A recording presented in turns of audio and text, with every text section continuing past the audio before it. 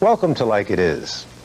In an earlier program that we ran as a special three-part series entitled A Decade of Struggle, we included an interview with a man who worked as an informer for the Federal Bureau of Investigation. We didn't show all of that interview, however, because of time limitations. We do feel, nonetheless, that we should air as much as possible of that interview because of the gravity of the information it contains. This edition of Like It Is will be devoted solely to that end.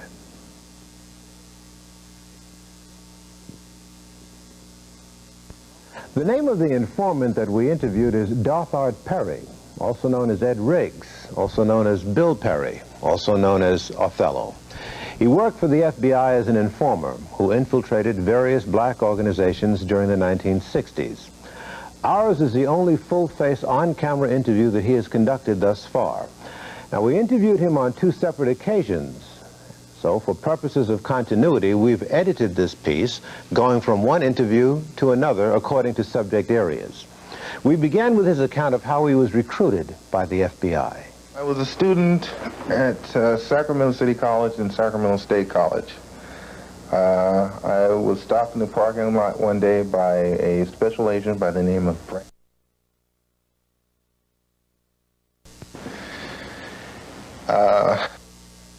He told me a little bit about that he knew that I worked in military intelligence and how would I like to work for him. And also that I knew certain people in the so-called black radical fringe that they would be very interested in finding different information out about. I told him that my term for military intelligence had been very short-lived, that I was not interested in them, and I wasn't interested in him either. By now, this must have been 1968-ish. Yes. Mm-hmm. The following month, I was going to school on a federal grant and also a VA loan check. My check didn't come down, either one. I had bought a oscilloscope for a television communications class that I was taking from a person that I didn't even know. He just had the oscilloscope for sale and it was very cheap, so I bought it. Since my checks hadn't came down, being a student, and I was taking like close to, I think, about 23 units, something like that. It was a very heavy course load. I couldn't work and go to school at the same time. So I decided I would take the oscilloscope down to the pawn shop, pawn it, and use that money until my checks came. I went down, I pawned the oscilloscope. As I came out, I got busted.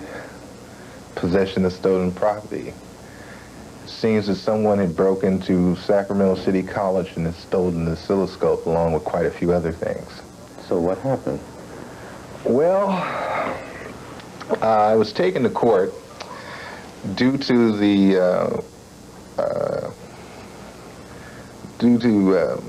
a friend of mine, attorney in Sacramento that I had been working for. He intervened for me, and it was broken down to misdemeanor possession of stolen property, which I was given 3 years summary probation for.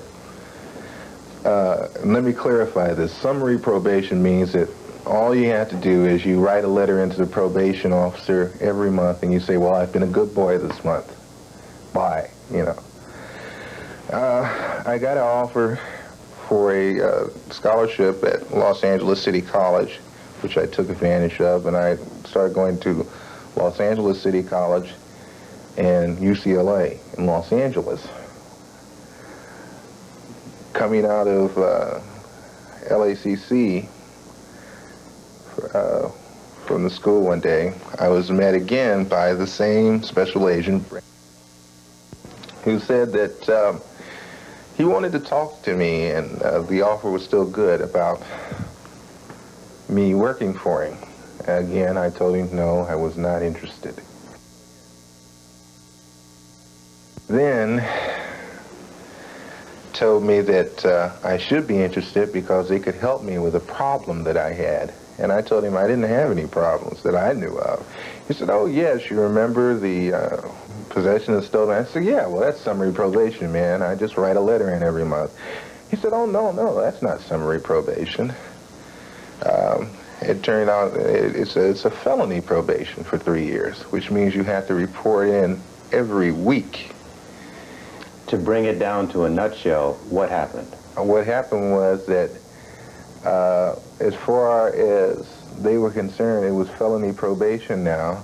And if when you jump probation, that means they can put you in for the rest of the term of the probation, which came through about 2 years and 10 months.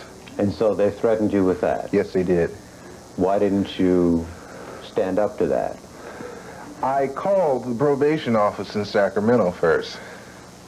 They told me a warrant was out for my arrest and that I was going to jail. Did you have any particular fear of jail? Yes. I don't like to be shut in. I have a very, very dark fear of being shut up anywhere. How would they have known this? The only way they could have known that is from my psychological profile when I went into military intelligence, which they take on all people that work in military intelligence. So you bent and you decided to go to work for them? Yes. How would you say that most of those who are doing the same thing that you did have gotten into that behavior? The same way you did, they were coerced? Coerced, pressure. Some can take it for, I think some might do it for the pay, for the feeling of power. It's a natural syndrome for a powerless person giving a pedestal where he can direct, or he can say, well, this man goes to jail or this man stays free. They get a feeling of security from it.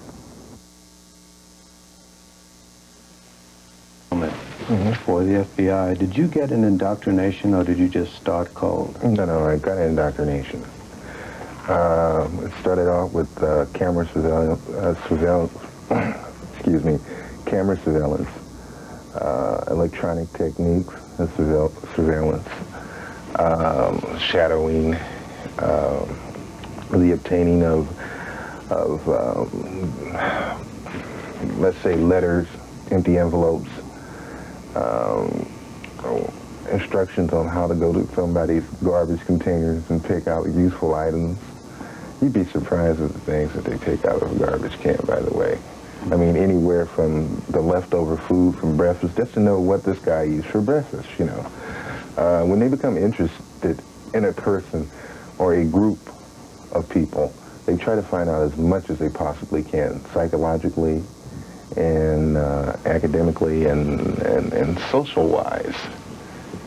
Who do they run with? Do they go to certain nightclubs? Does this one have a sex hang-up? Is the man impudent?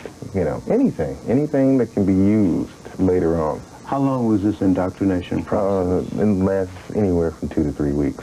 Mm-hmm. What is the most sophisticated equipment that you use as far as eavesdropping is concerned? The video setup, and also I work with the new, I think it's called parabolic reflectors for sound pickup. Very interesting piece of equipment. How is that used? Okay, it reminds you of a disc. Have you ever seen those radioscopes?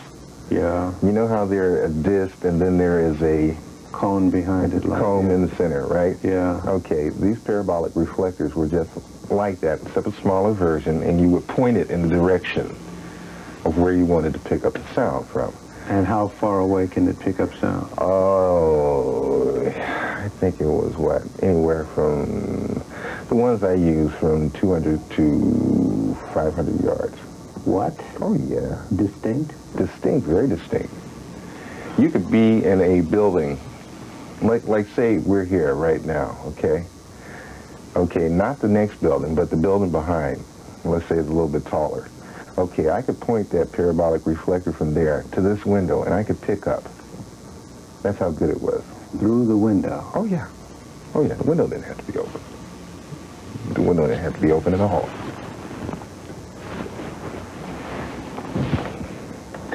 How does one go about tailing a person? Describe that. Is there a particular art? You say you have to be taught that.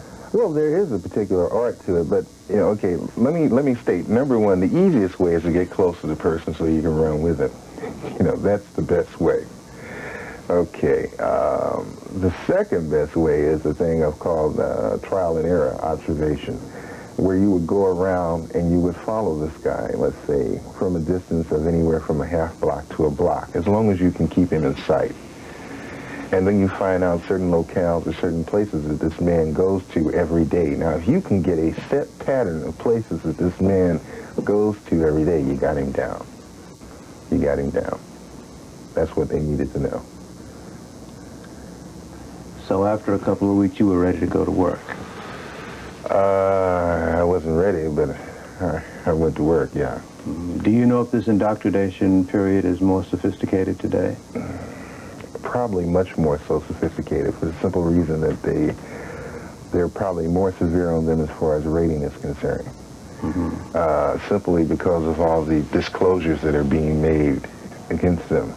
I think they're being very, very careful.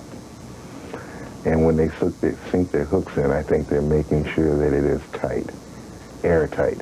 In your experience, did you ever see the FBI try to sway newspaper or media news? Oh, hey, let me run this down to you. L.A. Times, man. I went over there and picked up press passes from certain people over there.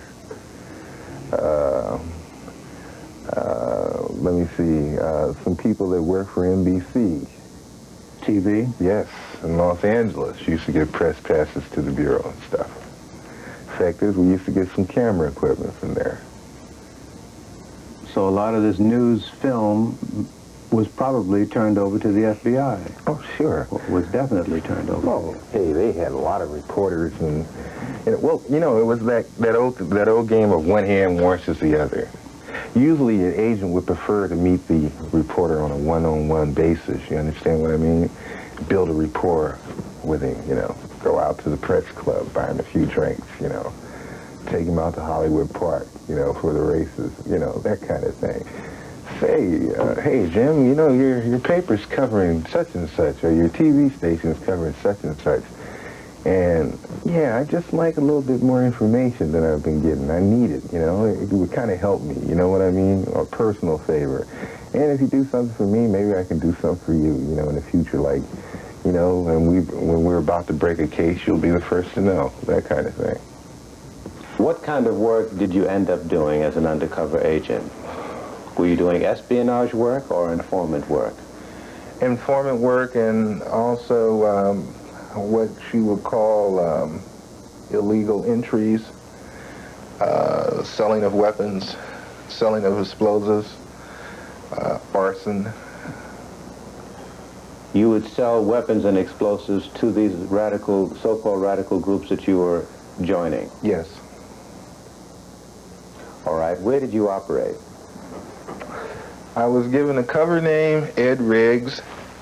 With that, I was also given a birth certificate stating that both my parents were, a birth certificate and a records for a Robert Riggs and a Mary Riggs who were deceased. And you lost all of your true identity? Yes.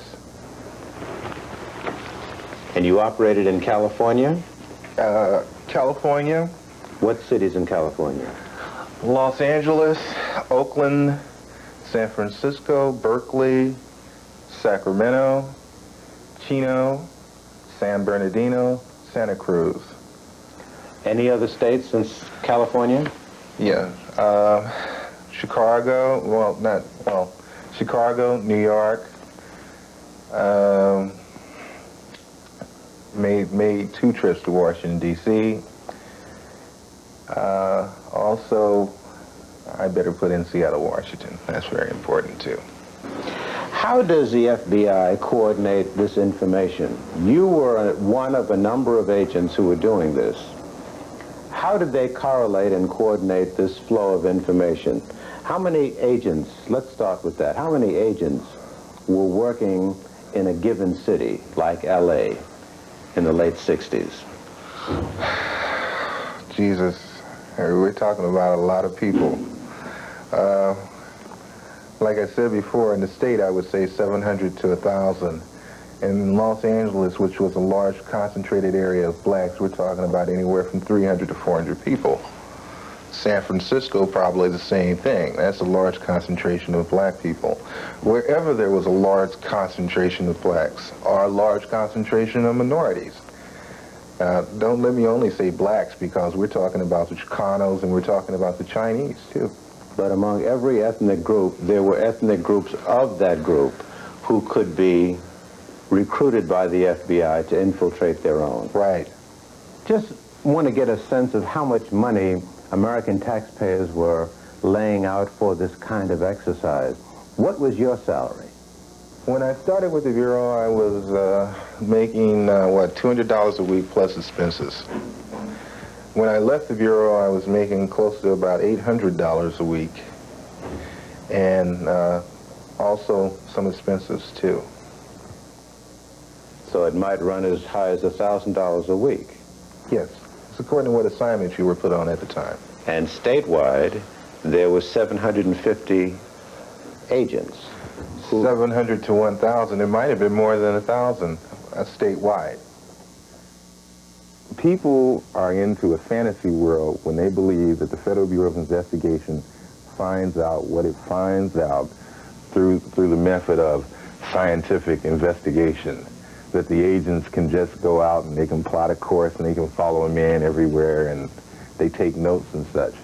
That's not the name of the game. The name of the game is find someone that is close to that man or can get close to that man or that group or whatever and have him do the legwork. So in other words, there obviously then would have to be more informants than agents. Definitely. What would the ratio be? 10 to 1? I think every special agent usually has anywhere from 6 to 7 what I would call prime informants or agent provocateurs. And then also you have anywhere from 20 to 25 people per agent also that are not really what you would call the everyday informant or agent provocateur, meaning that that person is not on a steady payroll by the Bureau, but every once in a while they will go to that person for information. What is your speculation on what recently happened in Miami?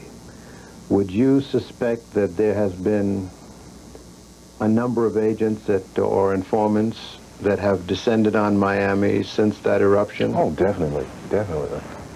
And not only from the Federal Bureau of Investigation, too. You'll have people from military intelligence.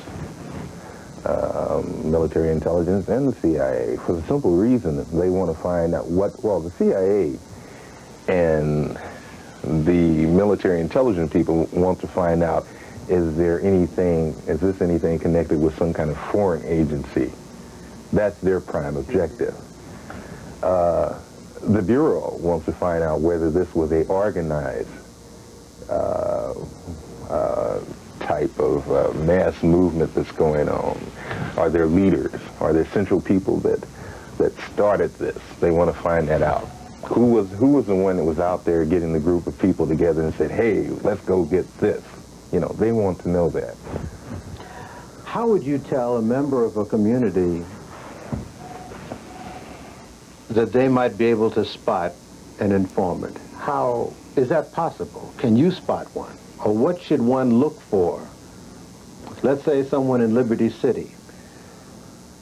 Well, it's like this. Informants come in all sizes, colors, and attitudes. There is no definite way, unless you can get hold of his telephone bill, and if you can connect the number with a Bureau office, and you got him. But the fact that they're not working steady and yet are able to eat and get around doesn't mean anything. Not so much in the black communities. That's one of the hard things, because there's such thing as hustling. And some people are known as good hustlers. So people don't tend to trip off of him. Hey, you know, blood, I don't know how blood did it. Blood probably did. He robbed somebody, or hey man, he's selling some weed or whatever, you know. Would it necessarily have to be a new face in the community? No. No, fact is they tend to shy away from that. What they try to do is get someone that's already situated. It's much easier. Much, much easier. If they have what they call a prime informant, one that has been trained, that knows how to get into the group. Say he's with another group and he's made a name for himself. Okay, and then there is a group that the Bureau is interested in. Well, what they would like for him to do then is use his rep from the other group to deal with it. What do you base your conjecture or your statement that FBI operations and surveillance is more extensive today than it ever was? Why would there be? There doesn't seem to be the kind of organizations that existed in the 60s. Why would there be an even greater surveillance on the part of the government? Well, you have to look at it from the standpoint that the Bureau looks at it. And to them, organization or no organization, as long as there's one or two people or a handful of people that still think in the mold of some of the groups in the 60s, then they will be watching them. You can believe it. Then we moved into the area of budget, how the Bureau operates and manages its money. The FBI has holdings in different companies. They have storefronts, businesses. Wait a minute now. Why would they have holdings in companies, stock holdings in companies? It's extra money. Oh, you mean they get such a big budget and they may not use it in a particular year, so they invest in the stock market? Oh, yes. Oh, yes. The Bureau could, if federal funding was cut off to the Bureau right now, it could still go at full budget, I guess, for the next, 5, maybe 6 years. Is it for this reason that the FBI has been able to stand up against many other government agencies? You have to understand the person that started the Bureau and his background, J. Edgar Hoover. J. Edgar made an agency that was answerable to nobody but J. Edgar. There hasn't been a president that would dare call the FBI out on the carpet. Why? Why? Number one, just like they do background or surveillance on us, I suspect they do it to quite a few people up there in the Capitol. Senators, presidents, vice presidents. Everybody's got a skeleton in his closet. And on top of that, he's rendered the FBI financially independent. Yes. The allotments for their budget has grown bigger and bigger with each year. While I was in the Bureau for 7 years, the budget grew bigger and bigger. It's a thing that the monies not spent are always sent back to, to the government. Okay, but if you notice, the Bureau never sends any money back. Never. It uses its total budget, which is almost unheard of, except for the CIA, and they do the same thing. I guess being super patriots, they always have to figure that someday maybe the government might become corrupt with communists and leftists and black and communists and minorities and whatever, and that the FBI would have to function on its own bravely by itself. So J. Edgar Hoover had the foresight to make sure that the FBI would have a little nest egg around so it could conquer these subversives, And work west. What groups did you infiltrate in New York? In New York, it was the Black Panther Party, Queens section. How far into the organization did you get, and how'd you do it? What I did was I was a member of the party already in the California area. All I did was travel up and say I was checking out the party in the Queens area. What happened was, though, I only stayed with that assignment for, 2.5 days. We found out later, we found out then that it was infiltrated heavily by the New York Police Department. And there was no need for your services? There was no need for my services. Let's go back to the 60s. In the first interview, you touched on the fact that you were involved in some way in the robbery of arms from the armory, weapons from the armory. Yes. Give us the details and what just went down.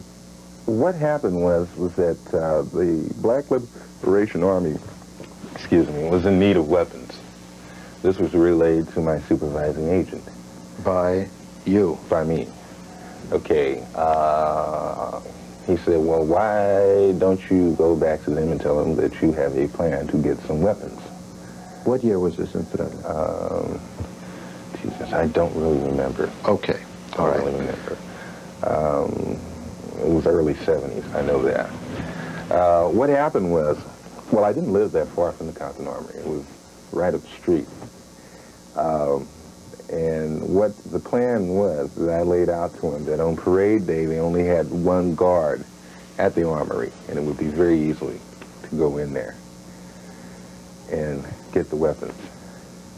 What role did the Bureau play in allowing you access or to facilitate access to rip off these arms? Oh, they worked out the whole thing.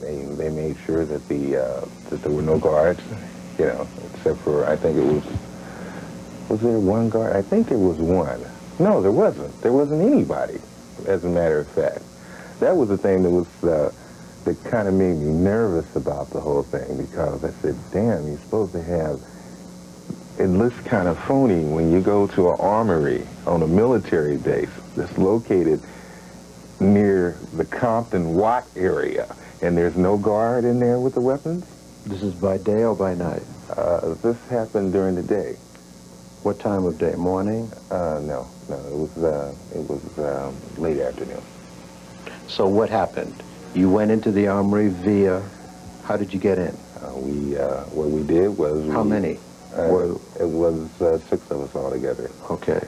And we cut there was a chain with a lock. We cut the chain, opened the gate, shimmied on in, got over to where the armory was, opened the door, nobody was there, took the weapons and split.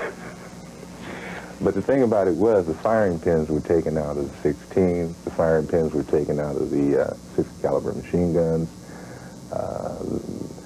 The grenade launchers, they were ready, no doubt. They were in A1. Nothing had been tampered with them. I couldn't understand that. Why would the Bureau be interested in collaborating to allow the theft of these weapons, so that knowing that they were going to go to the SBA or the BLA? Well, it's like this. SLA, I'm sorry. Well, you have to, there's a thing called a controlled situation. And what is meant by controlled situation is that you know who has what and what they intend to do with it. Then also you can also have someone or something where you can exert a little pressure to make sure that they do such and such a thing. They don't deviate. And the Bureau was very into controlled situations. So in other words, when they got these weapons, they could then be goaded or lured into getting into some activity that would make them vulnerable. Right. In other words, set up. Right. At this juncture, Perry began talking about a man called Elmer Geronimo Pratt, who Perry says is serving time for a crime he couldn't have committed. Going to allow a person like Elmer Pratt to sit up 9 years in jail for nothing. The man did nothing except that he was a leader in the Black Panther Party, and they wanted him out of the way. They? The Bureau. So, what happened? Well, there was a murder, right? The murder happened in Los Angeles. Elmer Pratt was in Oakland, okay? Elmer Pratt was under 24-hour surveillance, both physical and SE, electronic. Okay? The Bureau, at any time after LAPD picked up Elmer Pratt, could have went down there and said, hey, look, you made a mistake. The guy was in Oakland. Okay? They didn't. They sit back and let it happen because they wanted the man out of the way. It's sick. Here's a man that got a Bronze Star and a Silver Star. Pratt. Pratt, right, Elmer Geronimo Pratt. So when he got out of the service, he joined the Black Panther Party because it was a cause that he thought was just and he thought was right. Possibly, and I'm not saying, don't let me paint him a saint, the man possibly did some things, but he did not commit a murder. You know? And let me tell you something about Elmer Pratt. And this is from personal observation. The man was honest, the man was upright, and his word was his bond. You know? And he wouldn't go around doing a jive-ass robbery on a damn tennis court and kill someone. That's just not Elmer Pratt. He was set up, he was railroaded from the get. I'm surprised they didn't try to kill him in prison. And I'll be surprised if they don't attempt to do it now. Because now people are starting to make waves. Finally, people are starting to realize, after the man's been in there 9 years, and oh, by the way, four years of that was in solitary confinement. Was the Crumpton Armory the only instance where you supplied arms to liberation or black groups? No. I supplied handguns, a few other things, quite a few people. The Community Freedom School, I gave them the ID, the money, and told them the store to go to purchase weapons, and what weapons to purchase. Have you witnessed murder? One. Fred Bennett. Were there ties to the Bureau involved in this murder? Well, let me put it to you like Who's this. Fred Bennett? Fred Bennett was a sort of low-ranking Panther Party member in Oakland. He was with the national headquarters. I found out later on that there was a great possibility, or that he might have been really a informant, but of a very low caliber. Well, what happened? What did you see? Well, I went up in a Jeep in the Santa Cruz Mountains with Jimmy Carr, Fred Bennett, and myself, and some white guy. Also, I was to find out later on that the white guy was working for the Bureau also. Mosier, I think his name was. What happened? Anyway, we get up there to the mountain, and Bennett says, you know, we got an informant here. In the car? In the car. And when he said that, the first name that clicked through my head was, excuse the expression, Jimmy Carr was not one to be trifling with. The brother had been in and out of prison all his life. For him to cut somebody's throat or to possibly physically beat them to death would have been no problem. He was a big, big brother. The only thing that I could think of, well, the man's hands was on the steering wheel. Let me try to take his head off, or he takes mine off. I was armed also. Then... So what did you do? I jumped, and I said, hey, what you talking about, man? And that's when he pulled his .357, and he said... Carr? Yeah. Mm-hmm. He said, I'm talking about Freddie. And what I thought was going to happen, now when he stopped it, he took him out, he chastised him, right, slapped him around a lot. And then he took him up the hill. What I thought he was going to do was you know, like beat the guy up severely, you know, break a leg, arm, whatever, you know, mess his head up a little taste, and then leave him out there. The next thing I know, me and Mosier, the white guy, we're standing by the Jeep, and we hear 3 shots go off. And then car comes down the hill, and he says, hey, you guys got to help me get rid of the body. And I'm thinking, oh, he killed him. That's, you know, but the thing was also, I was saying, play it like it is, you know, don't act like you're going to panic or anything, you know. So we went back up the hill. The white boy was greatly agitated. I mean, he's scared. I mean, excuse the expression. We went up there. He had almost actually decapitated the man. Have you ever seen a 357? Have you seen what he could do? Yeah. Yeah, well, his head was all, you know, like off.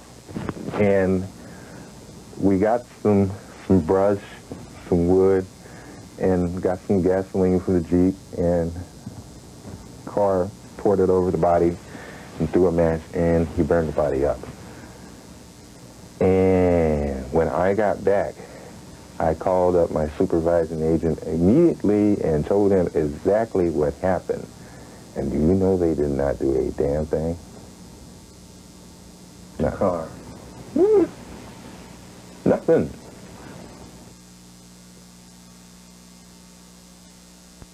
George Jackson was a member of the controversial Black Panther Party who was killed while he was in prison.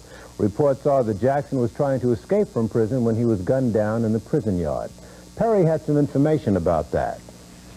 As I recall, there was a good deal of public uproar about him being in the slams, and the chances were pretty good that he was going to get out because of this public pressure. If that's so, why would he be involved in such a sham attempt to break out of prison? Okay, let me put it to you like this. I think that, okay, you have to understand the psychology of prison per se itself. Every inmate fantasizes about breaking out. Let me put it to you like that. After you've been there a year or so, you're going to be thinking about, how can I get out of this place? The thing was, George Jackson thought that, and he probably thought correctly, that San Quentin officials under no circumstances were going to let that man walk away from that prison alive. Appeal or no appeal, probation or no probation. There are so many ways you can set a person up in prison. It's not funny, you know. I mean, they want you, they'll get you. So not only because he hated the prison, but because his life was in jeopardy there. Oh yeah, more so than, I think more so that his life was in jeopardy. I was called by a group of so-called radical left in California to witness some fireworks up in Santa Cruz mountain area. When I talk about fireworks, I'm talking about explosives. Not 4th of July. Yeah. What happened when you went to witness this testing of fireworks? I took a Portapac unit with me, a Kai. I videotaped the sequence of how they used the explosives, who was there, you know. What kind of explosives were they actually? They were, let me see, plastic explosives, and it was a solution somewhat like nitroglycerin or nitroglycerin. Very high explosive. Okay, so what happened after that? Okay, I found out through Carr and 2 of the other people there that this was supplying this to them. I went back with the videotape to the Bureau, and I was later to find out that also worked for the Bureau. Now, what was the real purpose that this group was testing these fireworks? Did they tell you at the time? For a possible escape of George Jackson. Okay, so what happened? What happened was that James Carr, who was better known as Jimmy Carr, who was like a second lieutenant to George Jackson, also was one of his former cellmates, was setting up a escape plan. Right. Okay, now the thing that is very confusing at this point to me is that through the information that I have and from the times that I spoke to Jimmy, they were setting up the works, but they hadn't put anything in motion. In other words, they had been slipping certain items into Mr. Jackson at present through different means. But the time wasn't right at the time that George Jackson supposedly made the attempt. But at any rate, our plan then was for someone to slip this stuff into prison and get it to either Jimmy Carr or George Jackson to effect a breakout. Oh, no, wait a minute. Jimmy Carr was on the outside at that time. I'm sorry. Okay. But it was slipped into George. Okay. It was slipped in. Okay. Because the St. Val's turned up after the so-called prison breakout. If you remember, the day of the George Jackson assassination, and that's what the hell it was, Vanetta Anderson supposedly went to visit George Jackson. I am saying Vanetta Anderson did not visit George Jackson. I am saying that guys, as a black woman, went to visit George Jackson.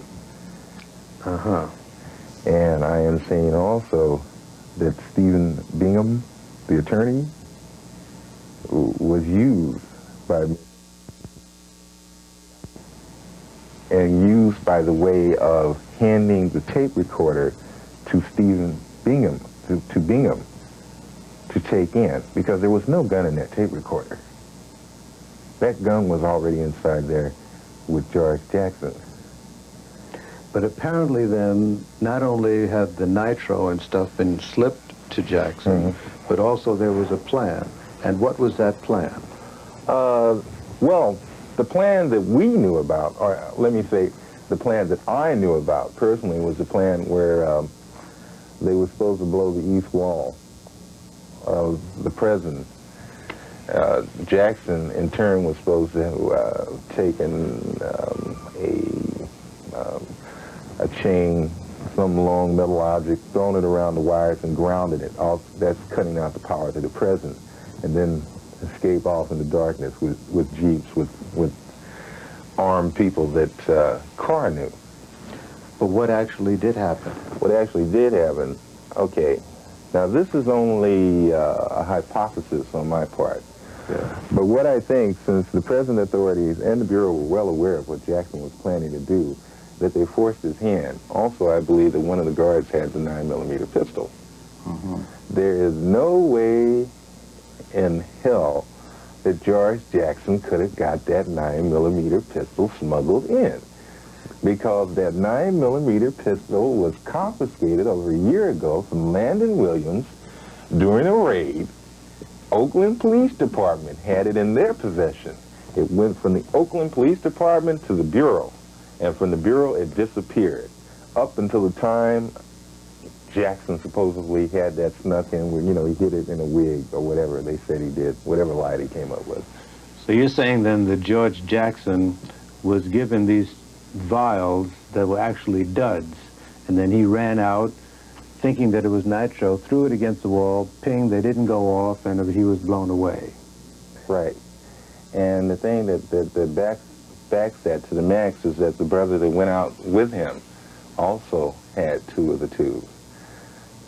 But the thing was, the prison authorities put them in a basket, and they took the tubes out into the center of the yard, and supposedly they stood back from a long distance and shot their weapons at it, breaking the tubes and the contents. You know, the contents all spilled out, and so there was no way to examine those. They did find 1 tube, and that was in George's cell. But no one's ever been able to get their hands on it due to some legal process brought down by the Attorney General's office in California. What do you have to say about the church committee hearings? Do you feel that the church committee has revealed all the information that they've gathered? No way. No way. No way. What percentage would you say they've released of the material from a personal viewpoint? Personal viewpoint, I'd say about 10%, if that. That's kind of stretching it, I believe. When you went to Washington to testify, you took a lot of evidence with you. Yes, I did. Physical evidence. Yes, I did. They kept that evidence. Yes, they did. Where is it? I have no idea. I have no idea. It was never made public. No, it wasn't. Was it strong evidence? It was very strong evidence. I mean, how strong can you get when you actually have the voice of the man speaking to you over the telephone, instructing you after you steal certain particular paperwork to burn that garage up. And he says his name. Yeah. I think that's very strong evidence. Well, what do you make of their reticence in releasing this information? Well, let me put it to you like this. I think the whole thing was a farce. I think it was a setup. When I went up there, I was interviewed by some people from the Justice Department, which was cool. But then also they had two agents from the Bureau that interviewed me for an hour concerning the information that they damn sure knew about. You know, I think Church cooperated with the authorities to a great extent as far as holding back certain elements of things. You know, the Bureau has a good way of dealing with senators and congressmen. You know, when they try to release something on them, they say, hey, well, this file is still active, or this case is still actively going on, and if you release this pertinent information, then it will destroy the whole case. That kind of thing. So what is that called? There is a expression that they use for this.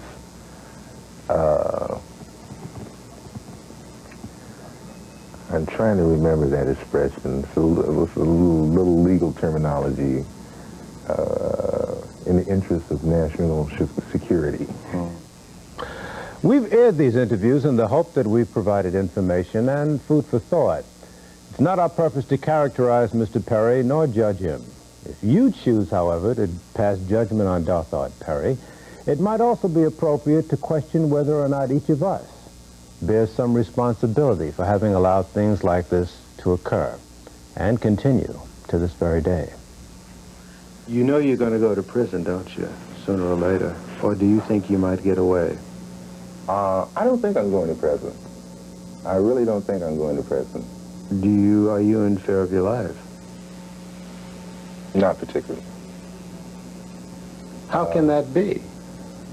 It's like this. I mean, all the characters that you've been running with, and now you're turning and talking about them, naming names. Somebody's got to get warm. This interview, full face on camera, there's a good chance it's going to be seen nationwide. Well, I take it like this. I've played the game this long. I'll play the game out. I think I have a little bit more going for me now than I had before. I think people are aware of the position that I was in and why I was in the position I was in. And I don't think the Bureau under any circumstances wants to put their hands on me. The fact is, I think they're going to be using most of their time denying that they've ever known me. The fact is, from when this stuff, when I first came out with it, that was one of the things. We've never talked to him before. We don't know him. You know. Then later on it was a thing, well, yes, we know him, but he never worked for us. Then the third thing that came out was, well, yes, he worked for us, but he didn't work for us at the times he said he worked for us. I think they're more worried about people becoming aware of what's happening, more so than me. In your career as an informer, you committed arson, you witnessed murder, you stole weapons and supplied them to certain groups under false pretenses. You procured information from people. That's an ugly mirror to hang up in front of your face, isn't it? Definitely. But then also, if you're thinking about the part of them pressing charges against me behind those actions that I did, you have to also think in part that if they're going to press charges against me, then they have to press charges against them. How much would you say you've earned in your career as an informer? Have you ever thought about it? No, not really. I would say anywhere in the seven-year period, I'd say anywhere between $50,000, $60,000. Oh, for a 7-year period? Over a 7-year period. It's not a lot of money. It's not a lot of money, no. Per se, it really wasn't the money. It was the pressure. You'd be surprised at what a squeeze in the right place can do to a person. Because if you had told me when I got out of the service that I would work for the Federal Bureau of Investigation, I told you were out of your mind. And you're saying to our audience today that there are many, many, many black people, brothers and sisters, who are caught in the same bind that you were in. Or worse. And are working for the government. Oh, yeah. Informing on our people. Definitely.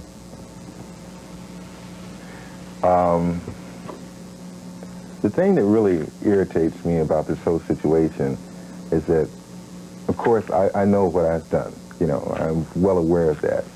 I don't need to be reminded of it.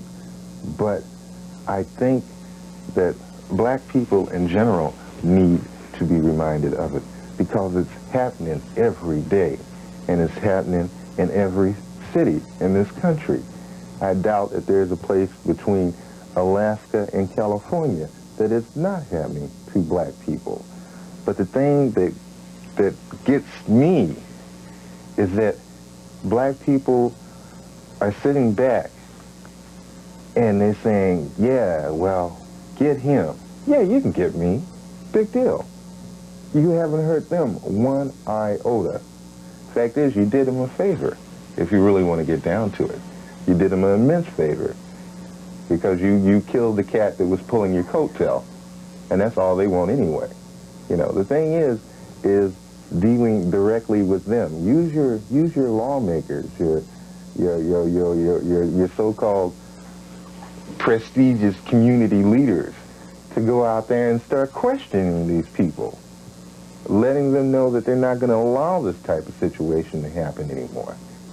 Are you saying then that too many black folks today are apathetic and laying back in the cut, that you don't see enough resentment to what has gone down? Definitely, I'm saying that. If I was part of the madness and it makes me ill and it makes me angry, and I can go out here and do what I'm doing now, and these are the people that it was being done to, and they don't even give a damn, then hey man, what's happening? You know, you tell me, you let me know.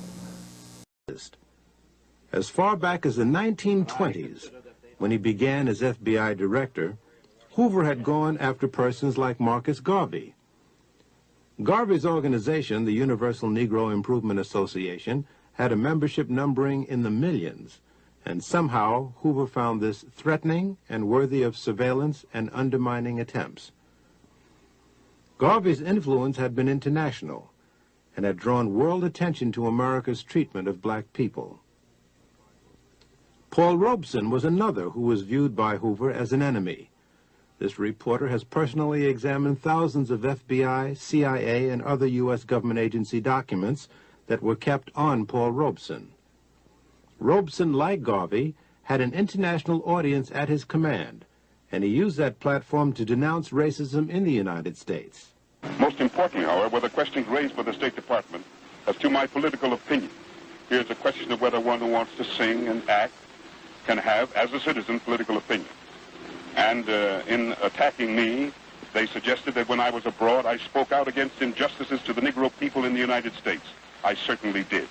And the Supreme Court Justice just ruled, Judge Warren, in the segregation cases, that world opinion had a lot to do with that ruling, that our children, Negro children, can go to school like anybody else in the South. I'm very proud to have been a part of directing world opinion to precisely that condition. The second, that I fight for the independence of the colonial peoples of Africa. Bandung, the colored peoples of the world assembled and made it clear that nobody is going to tell them what to do. They're going to have the independence. I'm proud of that.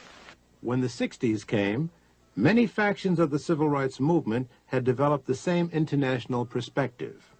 Those of us living in the United States who see ourselves as, and who are in fact, you know, descendants of the Africans who were brought to this country, who were enslaved, and who were rebelling and revolting now against our oppressive condition, and we are concerned about Africa. We see Africa as our motherland, and we feel that we have a responsibility to speak with as much passion as any other African on this issue. The United States government says that change must come in South Africa through peaceful means. That same government has over 500,000 troops in Vietnam fighting not white people, but brown Vietnamese. So it is small wonder that the civil rights movement was also subjected to heavy attack by Hoover.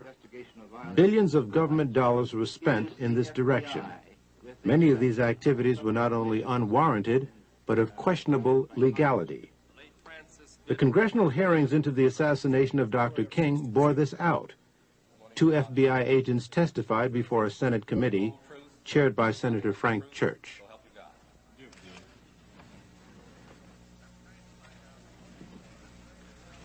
I'm trying to find out what it was that impelled some part of the FBI to pursue Martin Luther King with such an obsession. And what I understood that answer to be is, first of all, it was not any suspicions of the commission of a federal crime. None of the literature showed up a single suggestion that Martin Luther King had committed or was about to commit a crime. Is that correct? That's correct. Yes, Senator, but at this point, much of what was being done did involve challenges to local laws. And there is a very strong suggestion that King was seen as rallying the lawbreakers and would-be lawbreakers, albeit for a cause that sounded pure. I'm looking now in terms of, if we look at what might have gotten the Bureau started, and if we remember at the same time he is extremely critical of the Bureau's own law enforcement efforts. We see throughout these documents and the New Left documents that it is taboo to criticize the Bureau and particularly the director. Well, was he ever charged with fomenting violence? Did he ever participate in violence? Was it ever alleged that he was about to be violent? That was the very opposite of his philosophy, Senator. So that it was neither the fear of commission of a crime or the commission of violence. Was there any serious charge that he himself was a communist? No such charge ever was made. So that what was left then was a decision on the part of some persons or person within the FBI that he should nevertheless be pursued. And replaced. And the basis for that apparently was political. The decision that he was dangerous or potentially dangerous to someone's notion of what this country should be doing, and a further theory that the FBI possessed the ability to enter into this field and to investigate and to intimidate and seek to neutralize and indeed replace a civil rights leader that they thought to be politically unacceptable. Is that correct? Yes. Correct. All right. And the tactics they used apparently had no end. Microphonic surveillance of hotel rooms. They included informants. They included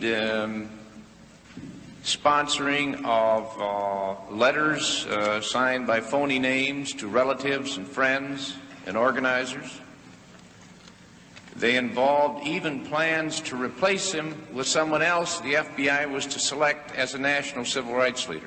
Is that correct? Yes, that plan didn't get very far. But it was seriously considered, and Mr. Hoover penned a note to that suggestion commending its authors, did they not?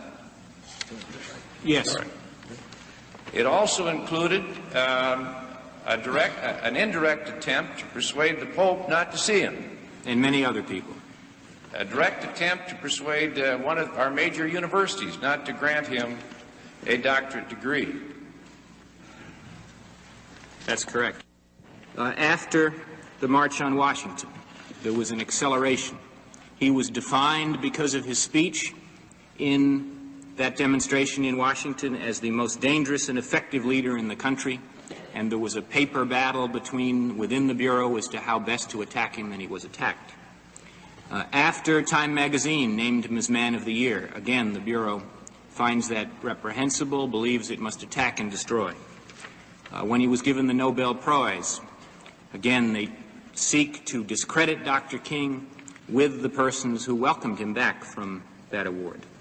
When he began to speak out against the Vietnam War, there's a new crescendo of efforts by the Bureau to discredit and destroy Dr. King. It is my feeling that the assassination of Dr. King was a part of a conspiracy in the country, and I do believe that some individuals in very high places of our government were involved in this conspiracy. And it is the same conspiracy that eliminated and destroyed President Kennedy, Senator Kennedy, Malcolm X, Medgar Evers, and so many other freedom and human rights individuals. I'm convinced the government was involved at some level. I will never separate the conduct, the attitude of Hoover and the FBI from Dr. King's assassination. I never will do that. I think one of the most important things that come out in that investigation was that Martin Luther King in Memphis was in a white hotel, and the FBI admitted that they leaked to the press that Dr. King was staying in a white hotel instead of a black hotel, and it was that embarrassment that forced Dr. King to move into the Lorraine Hotel where he was killed. There are more questions regarding the FBI's role in the assassination of Dr. King. For example, why was Dr. King stripped of his protection just before he was killed in Memphis? Reporter Les Payne and myself interviewed police officer Ed Reddit of the Memphis Police Department, who told how he was mysteriously removed from his security post near Dr. King. However, later, his superior, Chief Holloman, denied doing so. Why do you feel you were pulled away from your assignment of surveillance that day? Why do you think they pulled you away? I think because whoever pulled the trigger, I could identify. When there were complaints from somebody, did we reduce manpower at the Lorraine? Did we reduce manpower in the area? No. The attorneys general in 1965 had for 25 years authorized wiretaps in a fairly widespread fashion. This was just one. At the very most, the only thing I can think of that I would have done, but I didn't even do that, was go talk to Bob Kennedy and ask him about it. But Mr. Katzenbach, in whom I also had great confidence, without giving me the details, said that it was all right, that he had, that there were it was not being done anymore, it would not be done anymore, and that there was just nothing to worry about. I think the issue is the neo-fascist police state mentality that pervaded the intelligence community, that is a danger to America to this day. Malcolm X was kept under heavy FBI surveillance since he got out of prison back in 1953. As he rose to national prominence as the Black Muslims' chief spokesman, he became aware that he was under close watch. Our desire, our prayer, that we can have a peaceful, intelligent rally here this afternoon. But at the same time, we see that they have surrounded us with many of their own agents, in uniform and out of uniform. That surveillance escalated into the infiltration of the Nation of Islam. Personal frailties were played upon, jealousy arose, and Malcolm was ultimately ousted from that organization. This caused an intense climate of rivalry that set the stage for Malcolm's assassination in February of 1965. He was really declared a hypocrite at the time. and because of some of the things that he was saying in regards to the Honorable Elijah Muhammad, may God be pleased with him, a strong position was really taken against him. The ministers began to speak out against the things that Malcolm was saying in regards to the Honorable Elijah Muhammad, accusations that he had made about the Honorable Elijah Muhammad. He had accused the Honorable Elijah Muhammad, for instance, of fathering children and etc. And you must understand that at that time, the Honorable Elijah Muhammad, to the Muslims then, was held in such high reverence as you would even think of any prophet being held in high reverence. And this is the kind of love and admiration that the Muslims at that time had for the Honorable Elijah Muhammad. So when Minister Malcolm began to say those things, it was taken as an outright lie. I would say that, take for instance, one time in the Muhammad Speaks at that time, the newspaper printed a big article concerning the chief hypocrite. And it actually had a picture of Malcolm's head, you know, rolling or bouncing down the street at that time. And, you know, the way that picture is depicted, you know, he has little horns on his head and things like this here. So indirectly, I would say that a very, very strong position was taken against him. Yes, he's immoral.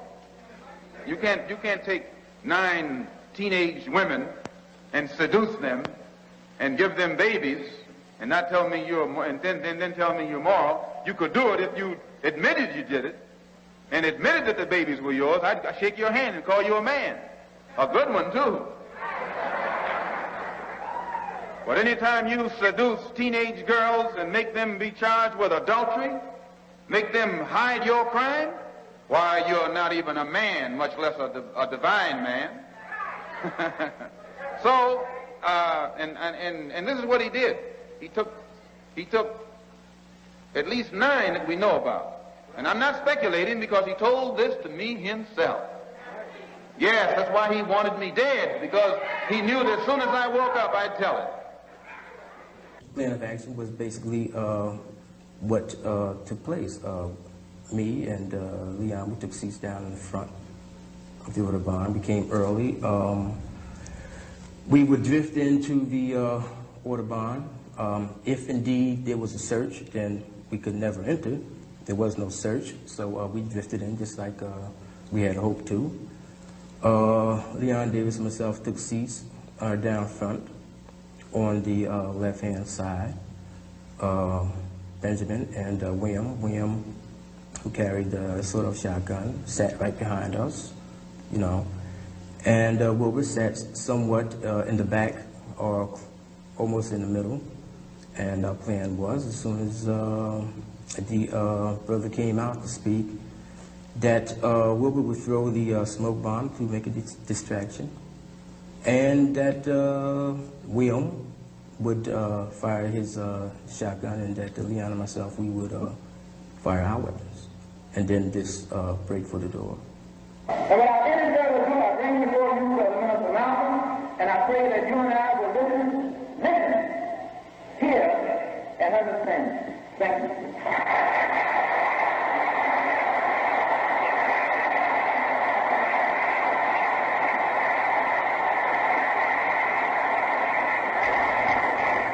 Salaam alaikum.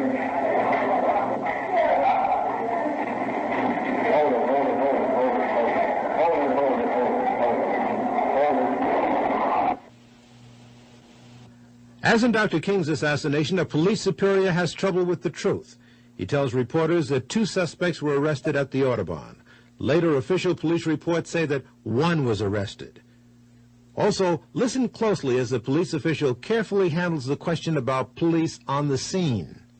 We have 2 suspects in custody now. Where were they arrested? Fired the shot? I wouldn't know that at this time. Where were they arrested, sir? One of these men was arrested on the street by one of our patrolmen close by. There were no police at this meeting, were there, Inspector? There were no uniformed policemen assigned inside this ballroom. No uniformed police on the scene. Does this mean that police out of uniform were there? And if so, why didn't they take action? What were they doing there? This behavior pattern rings a bell of striking similarity with the behavior pattern of the CIA overseas. The Church Committee produced cables, demanded and got cables, which proved it traced the CIA's plan to kill Lumumba. Sid Gottlieb got on a plane and went to Leopoldville. Headquarters sent a cable saying, use the poison. Gottlieb was couriering for the poison. Headquarters sent a cable saying, you have to use it promptly because it deteriorates. And they had a plan to try and get it into his toothpaste or give it to him in a Mickey at some social function. And then there's a gap, and no cables, no explanation of what happened. Then 5 weeks later, he's beaten to death on an airplane. And unfortunately, though, the airplane was in the control of people who had agency cryptonyms. And the gap of what happened has never been answered. The men who were involved and were responsible obviously aren't speaking out, and there's no paper to prove anything. So perhaps the same tactics were used against the civil rights movement. Heavy infiltration of the ranks, spread the seeds of dissension, then step back and let the blood spill.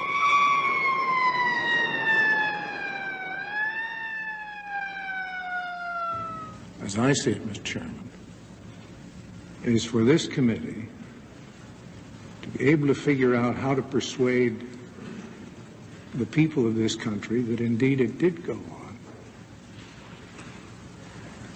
And how shall we ensure that it never happen again?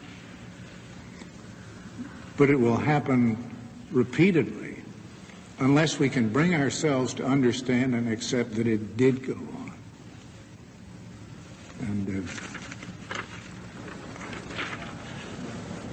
And I say that as one who worked as a United States attorney with the Bureau and have enormous respect for its capacities in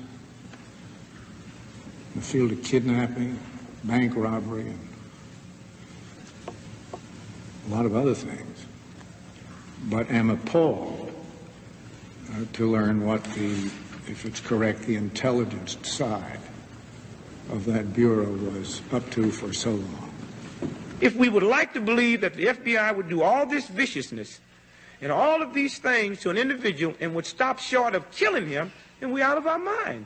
In America today, if we believe the CIA would deal with foreign assassinations and would not consider it at home, that's like saying the mafia runs crooked gambling tables in South America, but honest ones in America. It just ain't true.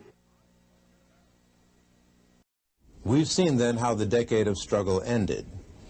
Many of the prominent figures like Malcolm X and Martin Luther King Jr. were assassinated amidst an intense climate of hatred that government agencies were acutely aware of. In fact, the FBI contributed to creating the climate of hate. Moreover, the assassinations themselves appear to have been facilitated by an elaborate network of government and police agencies who were watching very closely every move that Malcolm X and Martin Luther King Jr. were making, and then at the same time they disappeared just as the assassinations occurred. But those were the leaders. What about the students, the troops of the movement? Well, they too were subjected to harassment. This document that you're looking at now shows how the FBI tried to divide factions within the Student Nonviolent Coordinating Committee. And the Black Panther Party was also subjected to heavy, heavy surveillance. We knew the history of the FBI's infiltration tactics in other organizations, particularly the American Communist Party. There was already a record compiled that showed that the FBI was even in charge of various branches of the Communist Party. So we understood that police tactic of infiltration. There was a situation where, in a sense, the white racism was its own victim. Like, for racist reasons, J. Edgar Hoover had not recruited black agents. He had a lot of white agents. And it takes time to train some black agents.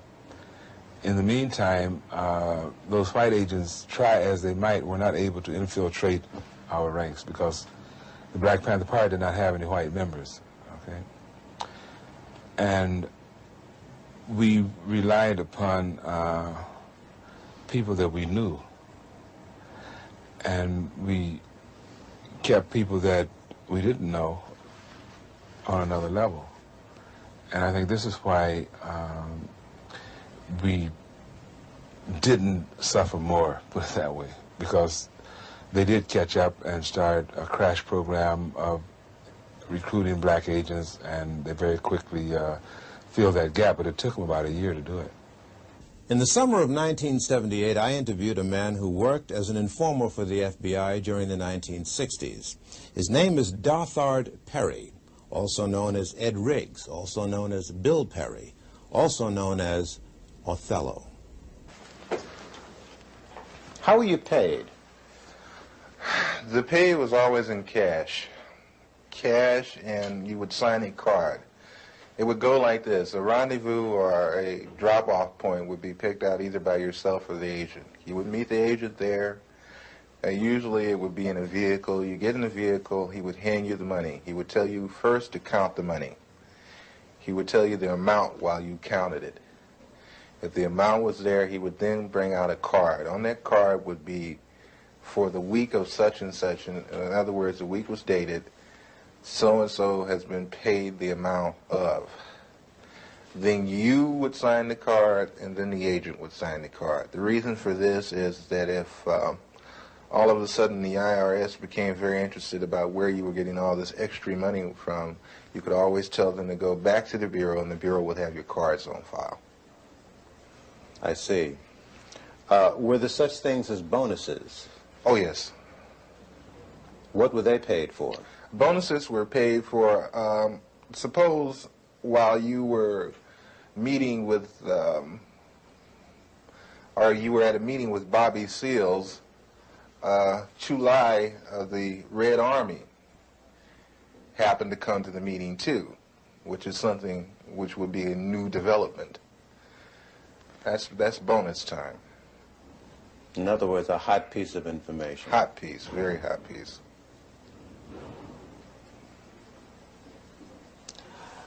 Did you ever suffer pangs of conscience? Quite a few times. Quite a few times. I still suffer pains of conscience. I suffer from the fact that a lot of people trusted me, and I misused that trust. I suffer from the fact that a lot of information that I gave out was the undoing of certain groups or certain people. I suffer from the fact that I'm on the run constantly. I have no real life to speak of. You have no family life, really? You have a wife? No, I don't have a wife. I do have a child. I can't see her that often. I have to stay away from them because once I come around, the Bureau shows up and harassment starts. I have very few close personal friends, no one to really confide in. It's like being on the outside of a glass jar and everything is happening inside the jar, but you're on the outside. You can see it happening, but you can't participate. Why have you decided to talk to me? For the simple reason, I think this information should be getting out, should be put out to the public. I think not only black people, but everyone should become aware of what your so-called law enforcement agencies do to so-called enforce the law. Because between you, myself, and the audience, I've seen more felons in law enforcement than I have in prison. Many would say, well, look, you yourself just got through saying that the DLA was involved in criminal activity. What's wrong with wanting to put them in prison? How would you answer them? I would answer them this way. first off, we have to understand why they did what they did. But I'm not even gonna go off into that psychological hoo-ha. What I'm going to say is, when you become just as bad as the people that you go after, then there's nothing gained and a whole lot lost. You also were active in the infiltration of many cultural groups. Before we go into that step by step, how much research and study did the FBI engage in of black culture in the late 60s? A great amount. Give me an idea. From the thing is, I can, they have a file on every type of magazine that blacks read. They have a file on the music.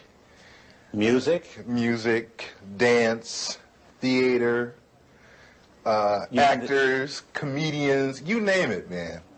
And they would actually study these different... Yes. Oh, yes, definitely. What would they do with music? To understand the people, you have to understand the culture. To infiltrate, you have to understand. You had a lot of so-called white liberals that were infiltrating the so-called black groups using the information that they had gathered from the studies of blacks. You mean just to understand the behavior pattern of our people? Oh, yeah, I can, you know, Will Heaton could name out some jams of Miles Davis that I hadn't even heard of. He could name off some books that I hadn't even read pertaining to black culture. Did you ever see agents actually studying the music of... Yes, yes. Yes, I've seen them going over even video portion of cultural events.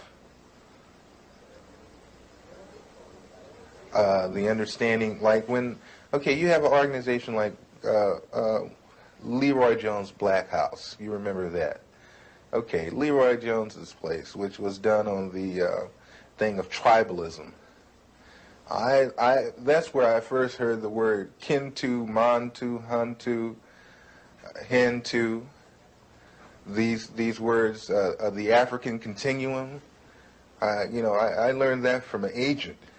He ran it down to me. They make in-depth studies of the personalities of the people they're dealing with, too, culturally. It always helps. It's a thing of, you can take their culture and use it against them. How large would you say an extensive collection on our culture would you say the FBI has? Would you rate it as large as a particular library, like the Schomburg Library in Harlem? Or... I would rate it better. I would rate it better, and the fact is that they go into details that we probably would overlook. Will Heaton used to meet me in different places. You know, Will Heaton, that was one of my supervising agents.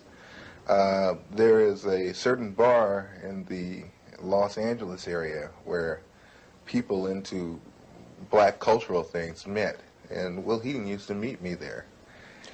And he would go into very long and tiring conversations with some very articulate brothers about culture, African culture, and Afro-American culture. Tell me about some of the cultural organizations that you infiltrated and what you did. PASLA, Mafunde, Watts Writers Workshop, which they have... The Watts Writers Workshop? Yes. Watts Writers Workshop, which was one of the oldest established black writers' workshop. That place was burned down. Yeah. The Bureau had it burnt down. How do you know that? I know because I participated. I did the arson. You burned down the Watts Writers Workshop? Yes. Why did they want it to go? At the time, funding had been cut to the workshop, had been cut out, but it looked like there was a possibility of a grant being given back to the workshop. And if there was no theater, there would be no grant. How did you do it? 2 cans of kerosene, Purex bottle, gasoline, and a flare, highway flare. Why didn't you use more sophisticated stuff? Oh, no. No. You're never overly sophisticated. It's too obvious. This way you make it look like, you know, maybe somebody in the neighborhood that got kicked out of the theater at one time got mad and came and burned the damn theater up, that kind of thing. But you were involved in this theater? I mean, did it get to you at all what you were? Hey, man, that got to me a great deal. I love that theater. I built the stage. You built the stage? Oh, yeah. When I got to the workshop, the stage that had been, the original stage that had been built needed an extension on it. The original part of the stage was in terrible condition. They had no lighting system. I put the lighting system in myself. I put the stage in myself. And that was a stage, man. And that was a theater. It's a nice theater. Who was the director of that workshop? Harry Dolan. Harry Dolan. Some very, very well-known artists supported that workshop, gave money to it. Some very well-known artists came out of the Watts Writers Workshop. You know, Glenn Tubman, Yaphet Kotto. Sidney Poitier used to come down there and give a class. Sammy Davis Jr. used to come down there all the time. Quincy Jones used to come there and give music classes. We had our own 8-track studio setup for sound. We had our own sound room there. Was part of your other activities and responsibilities to study the profiles of celebrities who were supportive of organizations? Definitely, and especially, like I said, psychological backgrounds, weaknesses and strengths. Did he have a weakness for blondes? Did he have a weakness for money? Did he snort cocaine? Did he smoke marijuana? They even get into, and that's one thing the Bureau loves, is their sexual background. They have files and files on different blacks, not only celebrities, but a lot of others, sexual activity. What would they do with this information? Oh, that's used as a weakness. So they would feed to these weaknesses? Yes. Did you see that happen? Oh, yes. Doc Holliday, who is one of the leaders of the BGF, Black Guerrilla Family, which is a prison gang in the California state prison system. Upon his release from prison, a certain sister made herself known to him at a nightclub, whereupon he moved in with her, and she picked up names, telephone numbers, information, you know, that kind of thing. That lasted for a good 3.5 months. Was this an unusual thing, or did this happen often? No, that happens all the time. Did you yourself get involved in doing that? Yes. Give me an example. There was a gentleman that was on trial in Los Angeles that belonged to the BLA that had been busted in a southern state for a bank robbery, but was brought with 2 other people to Los Angeles to stand trial for the machine gunning of a police officer in Los Angeles.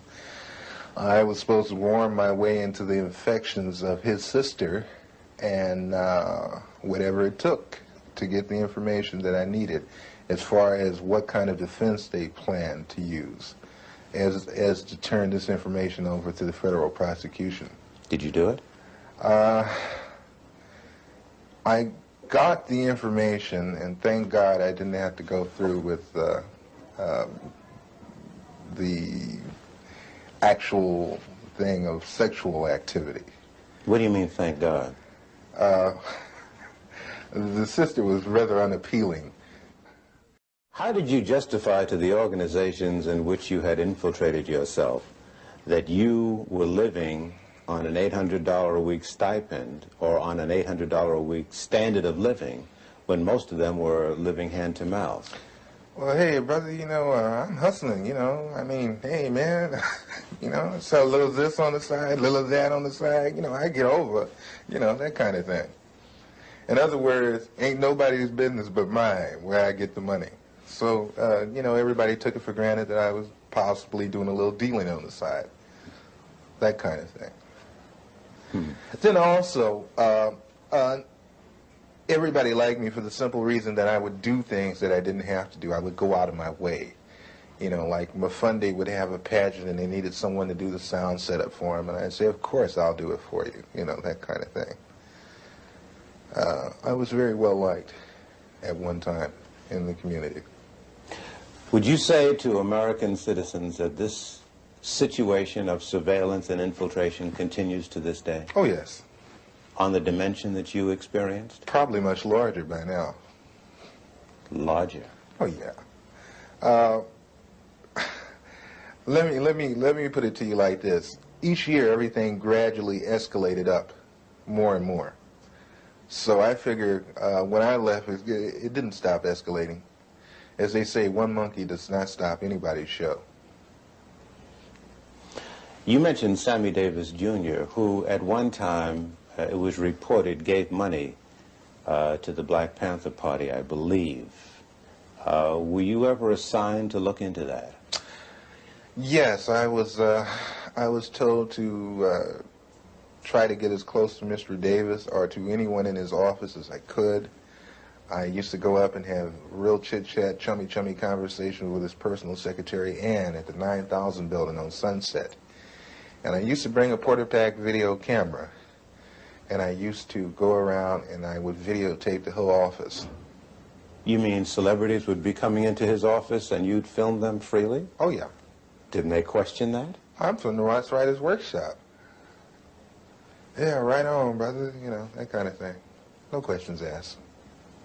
Same thing with the NAACP Image Awards. They were very interested in people like Sammy Davis Jr. There was another black in Los Angeles that they were very interested in because, not Los Angeles, but in Sacramento, Nathaniel Colley, who's attorney for the NAACP. And I know Nat. And they wanted information on him, just for the simple reason that he's an attorney for the NAACP, which makes no sense to me, but must make a lot of sense to them because they use the information. You've been called upon to testify in Washington. Before who? Before the Senate Committee. I was called first to testify before the Church Committee. And I did go to Washington, D.C. I did testify to those people. And I want to say right now that the committee was full of smack. They got loads and loads of information and didn't even use it, didn't release it.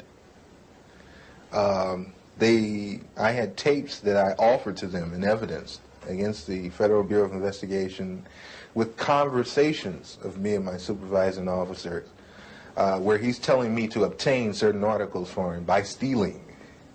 Don't get fingerprints on it. We can really use that. Did you take the weapons over to such and such?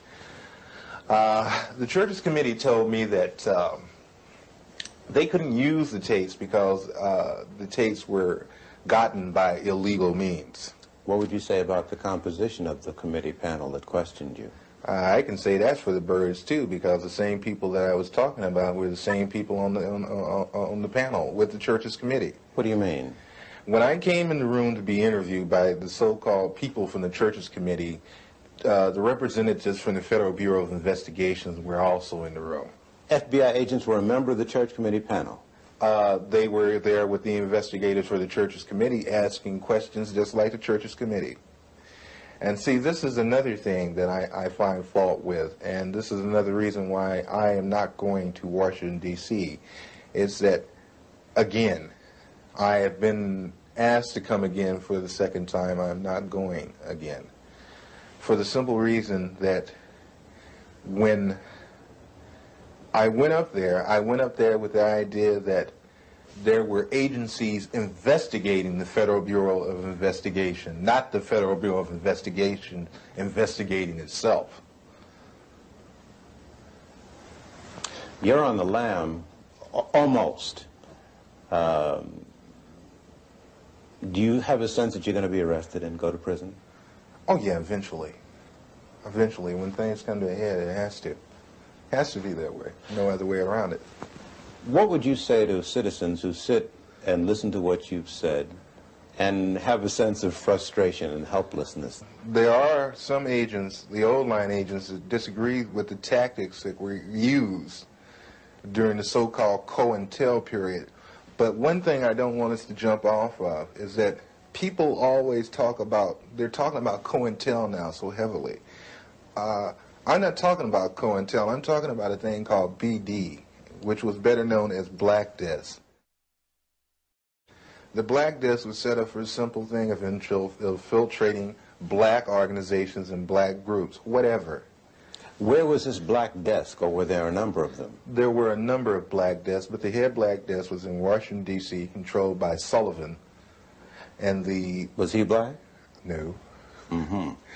And what was the function of the Black Desks all over the country? I guess there were dozens. The function of the Black Desk was to monitor activity, social unrest, revolutionary groups, cultural groups, and such in the black community. And feed it into this central desk. And it still exists? As far as I know, yes. We've seen a number of investigations into the assassination of Martin Luther King.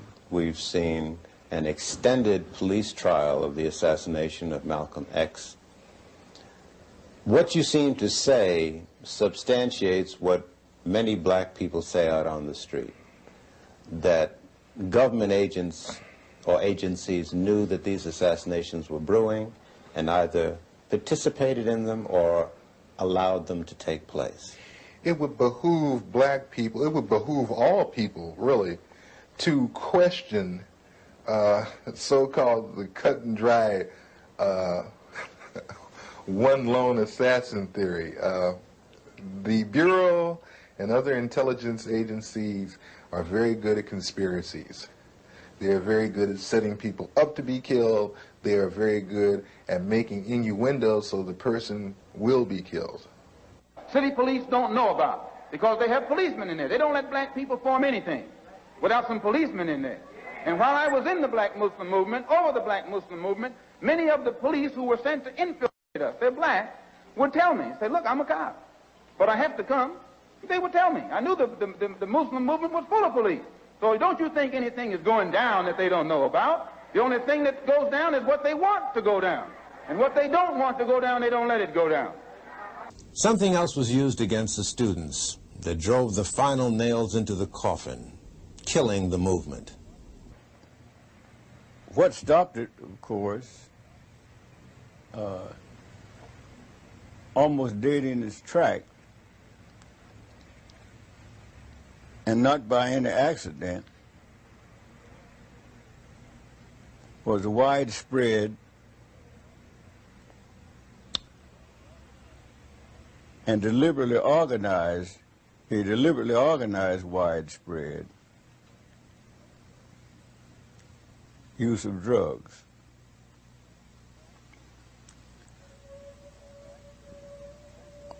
The fact that a decision was made, and I think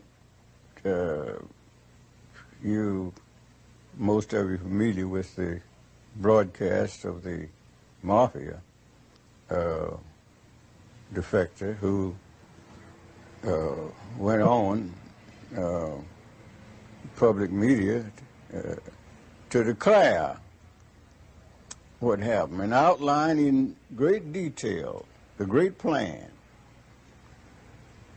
of how to destroy the black youth of the nation, starting in New York. He said in a meeting 20 miles outside of New York City, the great decision was made. He said he didn't have to guess about it, and those who heard him know that I'm quoting him almost verbatim. because he was there. And the decision was to concentrate the distribution of drugs on the black youth of the nation, starting in New York. Starting in New York, beginning in the elementary school, and that to punish, even on the pain of death,